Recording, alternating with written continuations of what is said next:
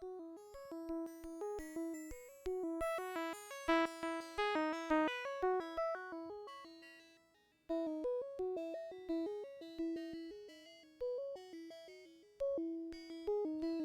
you already know who it is. Father Moo in the building. Father Moo. How's it going, everybody? Back again. Had a little idea in my mind about what to do today, and I said to myself, you gotta get down there, you gotta do the stream. Literally dozens of people care, and they do care. So, shout out to all the carers out there who are caring, who care a lot. I care a lot. But to all the other carers out there, we appreciate you and your caring. So what are we going to do today? Well, we're running out of opening patches to demonstrate the tones with. Well, today I'm going to do a little tribute to a gentleman named Taylor Deupree. Who was that? Taylor Deupree is, or possibly was, a musician about, let's say 15 to 20 years ago. At least that's when he was the biggest. He would have been known in the indie electronic world, and the genre of music he was mostly known for was called microsound. We talked about microsound a little bit in this stream before when I did some stuff about Pansonic, although I would call Pansonic more like minimalist than microsound, if I had to split the hairs. Possibly because they're from a slightly different time period. Microsound is popular after the year 2000, maybe after 2003 to about 2006. It has a lot of very, very, I'm going to say like almost like unprocessed raw synth tones. There's a lot of sine waves, there's a lot of white noise. There's a lot of really low and really high notes, so be warned today, we will be generating some tones like that. And mostly it's a kind of minimalism, but one of the reasons I wanted to talk about Taylor Deupree here is he's one of the first people whose music I listened to and I said, that must be a Nord micromodular or a Nord modular. And after I researched him a bit more, I learned that yes, indeed, that's one of the synths he owned and used. And some of the tones, they certainly could have been made on other instruments, but to my ear, they seemed very obviously or distinctively compatible with or produced by Nord modular stuff. It's modular music. It's also digital music. It's not usually pretending to be analog or emulating traditional subtractive synthesis, at least not in the sense of like, switched on Bach or something like that. So, so I thought I'd try and make a track today in tribute to him and his music, and because he did a lot.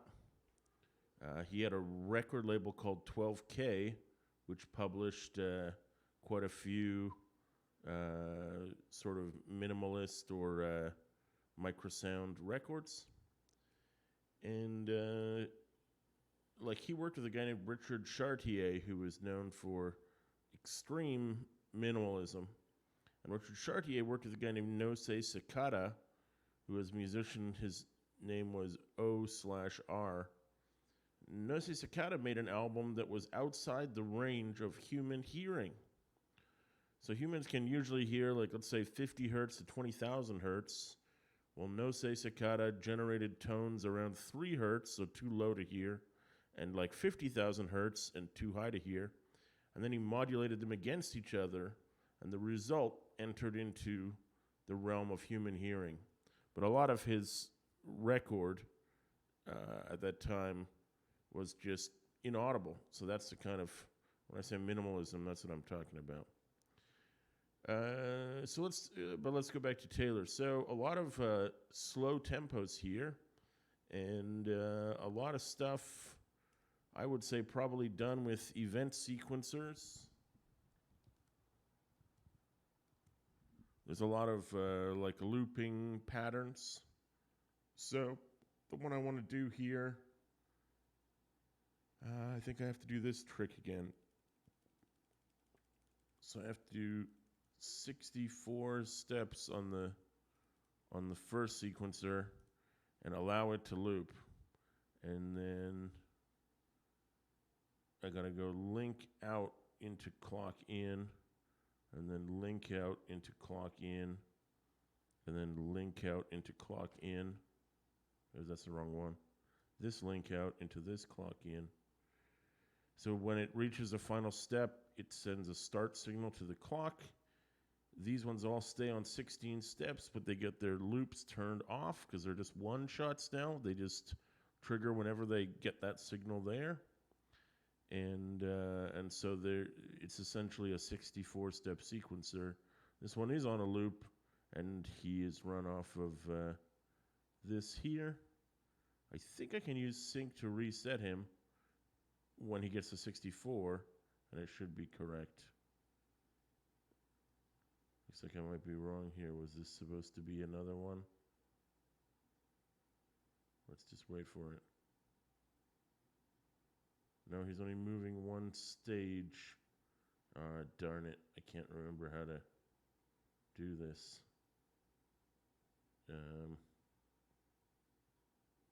Every time he hits the end of this, he's only going ahead one step. He's not actually, like, starting. Maybe this is supposed to go into here? I don't think so.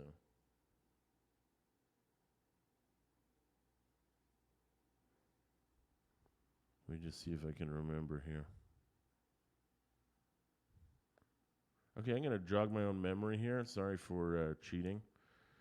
I know that I made a 16-step sequencer that works. It's the dub machine that I made, yeah. So this one should have it. I got to turn on the yellow cables. Okay, that's a lot of yellow cables. Right.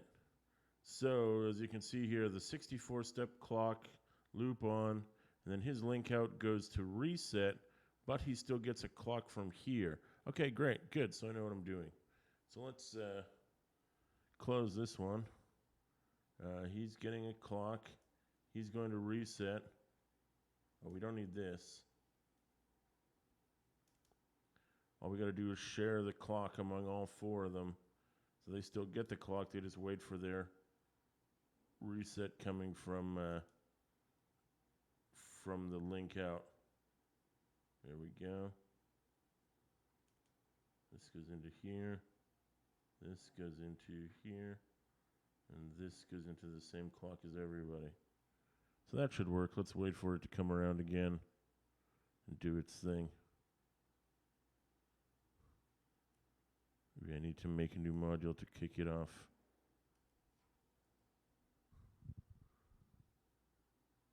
Oh, what am I doing wrong here, folks?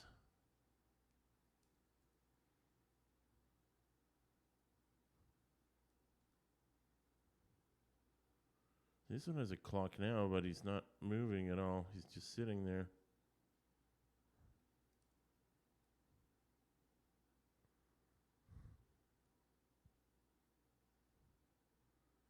It is supposed to be 24 pulses per second. Come on.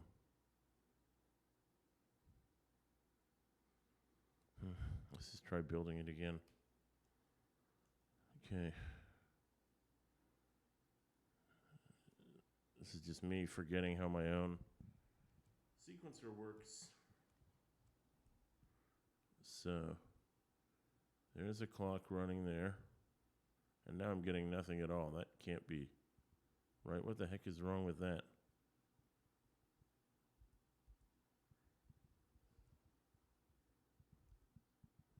Is it a MIDI thing? Okay, let's try a whole new...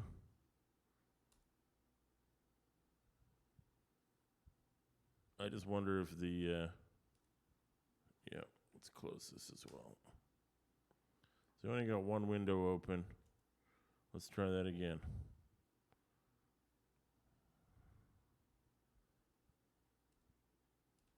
Oh, that is not the right thing. Whew, having a tough day today. I'll tell you what. There's the clock gen. Here's the event sequencer. Make 4 of them. Run the clock to here. Okay, clock running normally. So link out goes to reset. Link goes to reset.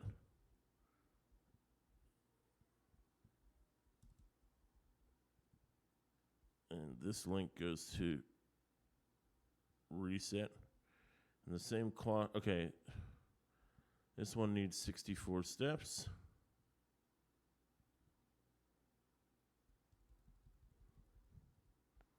These guys are off. And we share the clock to all of them.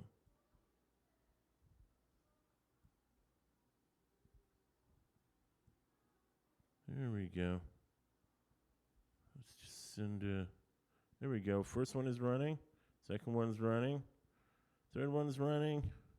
Fourth one's running. Okay, I might just confuse my synth in terms of which clock to listen to because of having a couple of windows open at the same time. That could have been it. Anyway, dial the tempo back down to, I think I had it at 70. And we'll leave it there for a bit. I know I'm gonna need a clock divider. And I'm gonna need at least one more event sequencer for some of the things I'm gonna do. Good, so we're back on track here, folks. Thank you for being patient. And he's running at half the speed. Okay, great. So let's generate some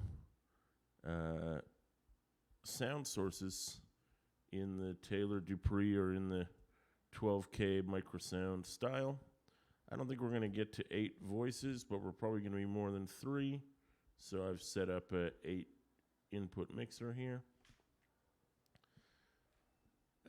One thing that they like to do was sine waves with vibrato. Let's see if I can find. There's a saw. I might want to use the Slave FM, but let's just see if this sine. Yeah. Okay. This one is oscillator Slave E, but it has an AM input, which is what I need for a nice vibrato. And as I said, this is where you can, I don't know whether you're using speakers or headphones, but you might want to put those volumes slightly reduced, because we're going to do a little bit of high-pitched work here. Not ridiculously so, but higher pitched than I usually do. So I'm going to put just one hit here at the very start of my whole sequence. This is going to be one of my tones. I've got the sine wave into the AD envelope. I'm going to give it a nice long decay in seconds because he's going to run. He's not a pad, but he's more like a wobbly tone that will run while. Oh, you should be able to hear it soon. There we go. It died away a little quickly. And I'm going to give him a nice. There it is. I'm going to give him a nice little vibrato in the AM input.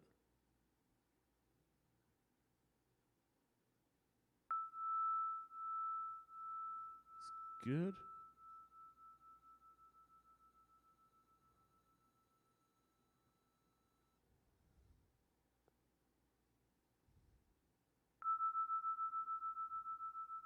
Here we go. So as I said, it's definitely not a subtractive synth type tone. It's just a sine wave with vibrato. Let's do another one here. That's another one I had in my mind while putting this tribute together.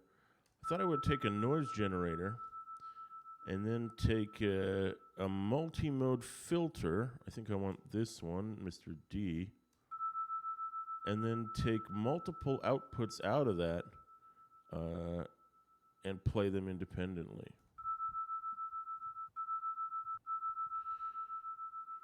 So I don't think you've seen me do this before. There's the high pass, there's the band pass, there's the low pass. So you take all three outputs of the filter. We give each one his own AD, gate envelope, and give them varying amounts of time. I'll adjust these later on, and send each one to the mixer. Actually, let's do this. Another thing I talked about is how a lot of this stuff is very digital sounding. Even for me, that first sine wave is also quite digital and clear. The microsound guys are not trying to emulate, Berlin School or old synth music in that sense, although I'm sure they recognize it as what it is. So I'm going to take a clip and a digitizer. Let's just switch their positions. I think the clip is going to process the bandpass sound, and the digitizer is going to process the LPF or low pass sound. Turn this off, but we might use it later. So we're trying to take this white noise source and process it in different ways, not just with the filter itself, but in different ways just to give us different flavors of noise. Let's call it that. I'm going to take another clock divider. This one I think I'm going to divide by 8, although don't be surprised if I change it. And then I want a clocked random step generator. Connect the clock's input to the standard clock that everybody's using, but divide it by 8 and then send it to here. And then I'm going to send that to the input of the filter modulator. So that means the position of the filter is going to be changing, which will affect the sound also of the three other, let's call them instruments. Here's one here. Here's one here.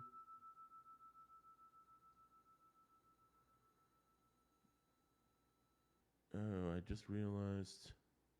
Well, I'll get to it when I need it.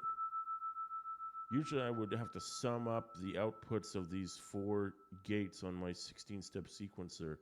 But this note is hanging on long enough by himself, so I'm just going to leave them as they are. I'm going to just use them as, yeah, that's interesting. I'm going to use them just as other points to connect gate outputs to. So let's clear this one for now. So here's one gate for one noise source.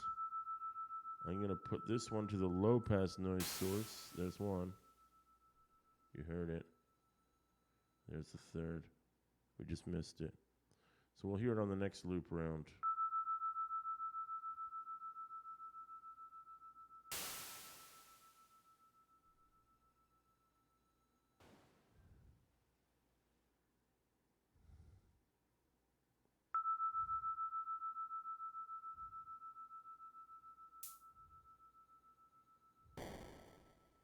So those are, as you can see now, 2 very different sounds, both generated by the noise circuit. Oh, did I get this one? Maybe it's so quiet I can't even hear it.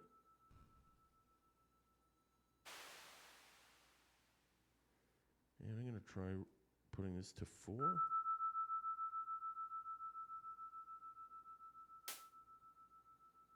Make this more extreme.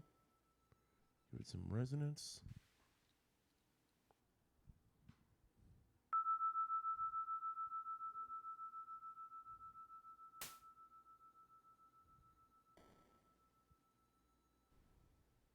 Okay, so I can hear this second and this third hit, but the second is quiet and the third is super quiet. So I need to do something in,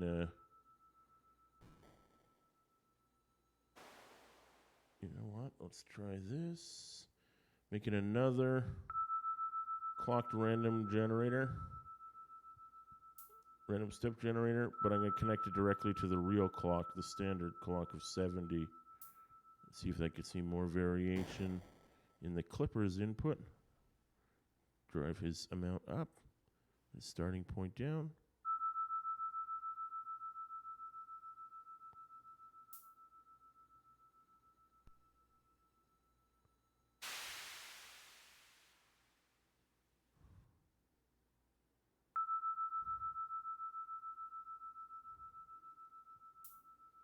Yep. Yep. There it is. Cool.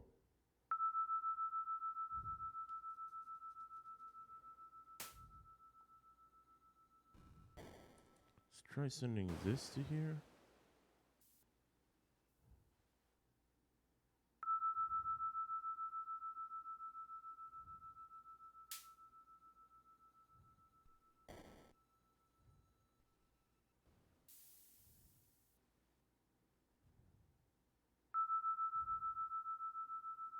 We're going to make it a bit more crunchy and digital.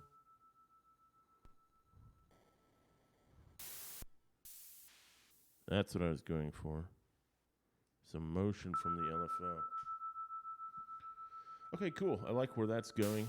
Notice that unlike my previous like drum machine things, I don't consider any of these to be instruments in the traditional sense. They're just tones. I'm not trying to emulate a drum or a kick. These noise sources aren't supposed to be hi-hats. They're just sounds. So I like what we got out of the high-pitched tone. I think I'm going to take the same type of oscillator and try and make a bass line. So I'm going to need another AD over here. Let's do a little cleanup here and move these guys up just to keep them all in the same space. LFO can live down here in the control land. That's better. So these are all oscillators here. I guess I should have my audio processing in the second category, or in the fourth category. Nice. That's how it's supposed to sound. And send him to here. I'm not actually doing anything to his tone right now. We'll worry about that later. And we're on voice 5, so let's just keep that in mind. I'm going to give him an LFO as well. No, it's C that I want, isn't it?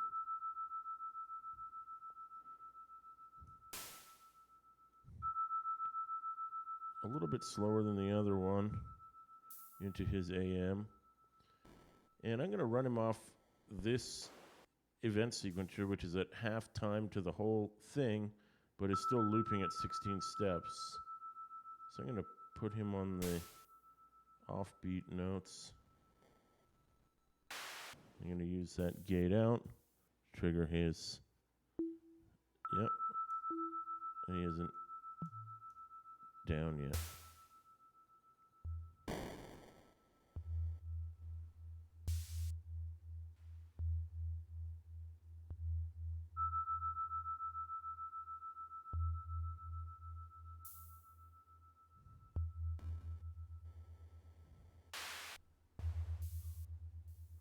It's good.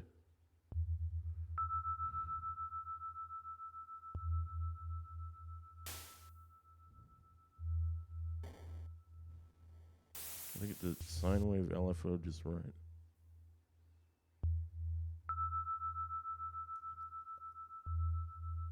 I'm gonna try now a wave wrapper, which I always say is so great for sine waves.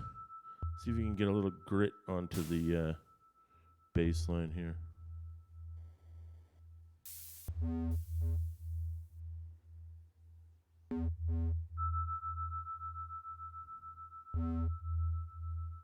Interesting.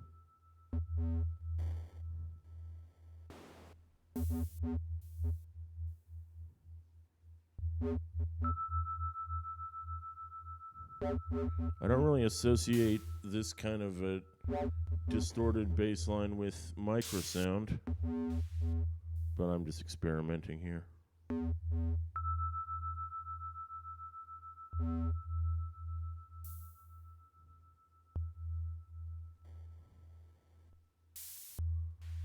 It's not giving me what I want. Let's try a digitizer.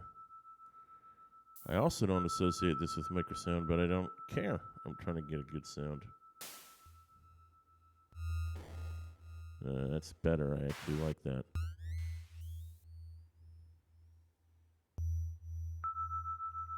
So that kind of reduced sample rate just at the top of the sine wave is for me a typical microsound sound, a digital sound. So I'm kind of digging that.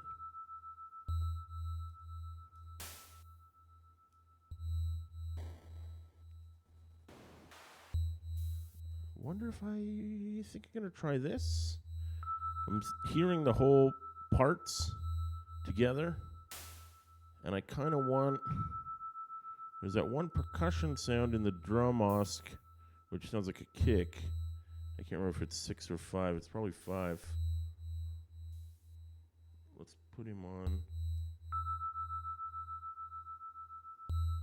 3.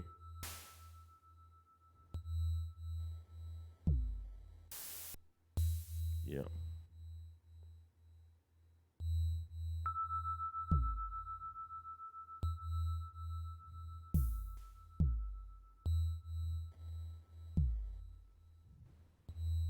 Yeah, that's it.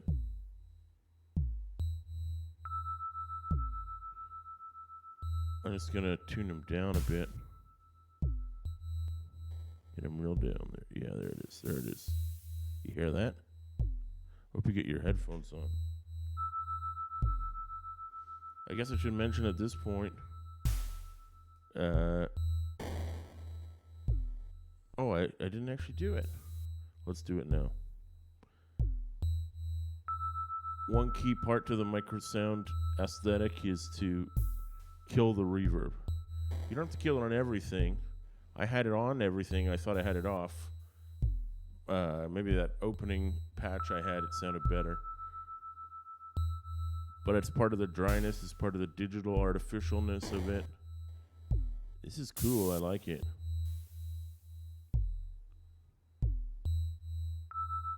So we got that one clear tone at the beginning, sets up our loop.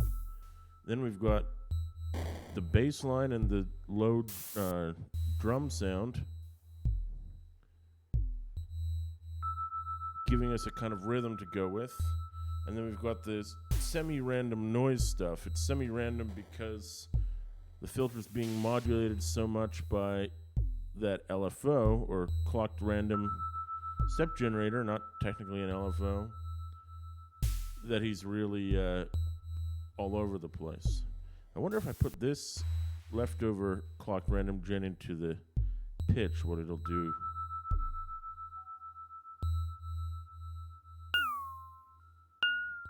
No, that's not gonna fly.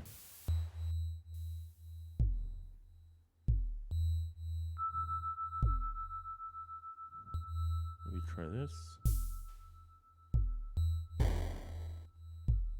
No. How about 2 together? No, I don't think it needs it. Maybe on the 9?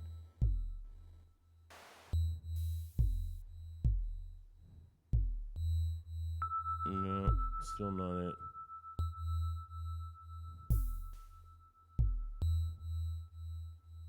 In a way, there's almost a mild reggae feel to this pattern. You notice there's nothing on the 1 or the 9, but the kick and the bass line are on the offbeat. Yeah, that's neat. I think I know what I want for my last little bit here. Notice that my load is still very low, so I can keep going here. It's almost why, as I said, the Nord Modular is so ideal for microsound, is because in terms of processing power, you can get a lot of voices, you can get a lot of sounds, even in one slot of the Nord Modular like we got going. So there's voice 9 plugged into the thing, and I'm going to trigger him off of Let's make something interesting if we can. Sure. Let's make a logic gate, logic processor, and I'm going to make it an OR. So really he's just combining two gate inputs together and send that to the trigger. So one of them I'm going to take this unused channel of the sequencer to trigger it. But I'm also going to put... nobody's using this one down here.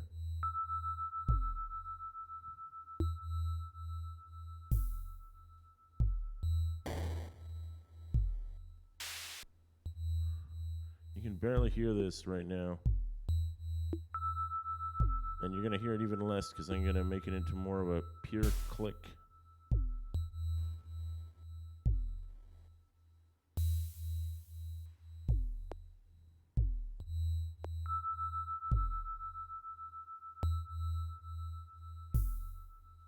And not to sound like a broken record, but I'm going to drop it into a digitizer. It's a nice little click as it is. Look how messy we're getting here. Let's kill some cables. There we go. So we'll take it out of voice 7, plug it into the last digitizer, plug him into the, there we go. Gives him the fast random.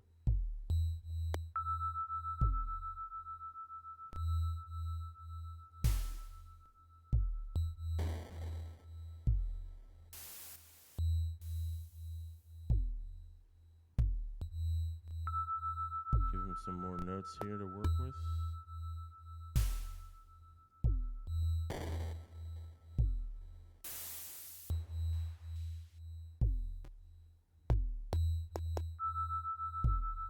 That was him again.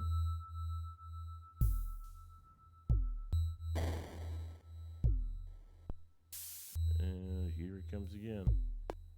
I don't know if I need this.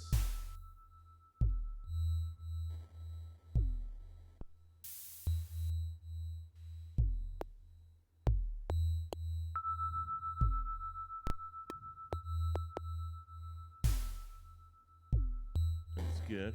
I don't like the two notes side by side, but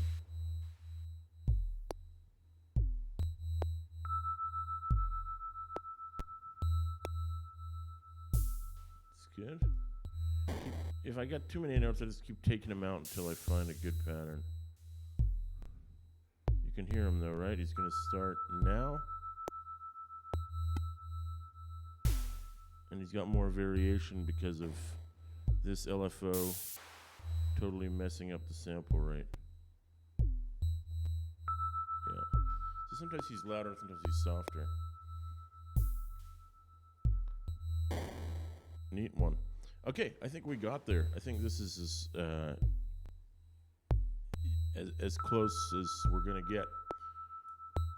So as 7 voices, and we're still at 64% on the load. We could do a whole bunch more. We could almost print a whole second sequence over here, like a whole nother part using 33% and run that into channel 8 and then use the knobs to switch between them if we so chose. I won't be doing it today. So let's call this Deupree tones. Is that how you spell Taylor Deupree? I forget.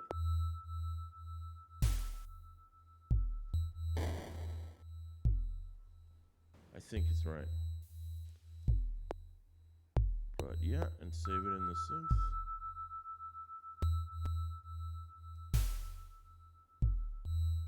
And I guess I can't close this stream without saying, of course, microsound also has a connection to the clicks and cuts scene, which came around 2000, 2001, 2002. Clicks and Cuts was more based on like house music or dub music, whereas microsound is computer music for engineers type stuff. And certainly that last little pattern that I programmed using this perk OSC and the digitizer, I would say owes a lot to the Clicks and Cuts sort of tonal quality. But they were aware of each other, they knew each other, so they're not mutually exclusive. So I think it works. I hope you've enjoyed this one. We had the reverb on, so let's try it with the reverb on again.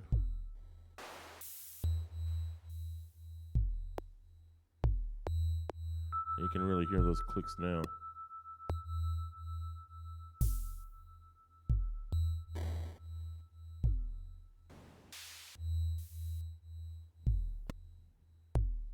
Yeah, I guess it works. It works both ways.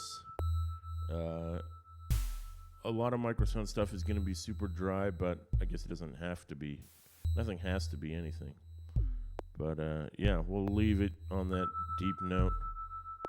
Nothing has to be anything. That's somebody write that down. That's important.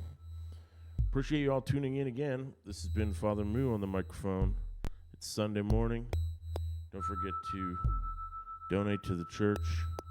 Leave a comment, subscribe, whatever you want to do. Tell your mom about it. We need more moms in this stream. More moms. Anyway, it's been real, and you know me. I ain't stopping at number 80. I got to keep on keeping on. So more Moo later. Peace out.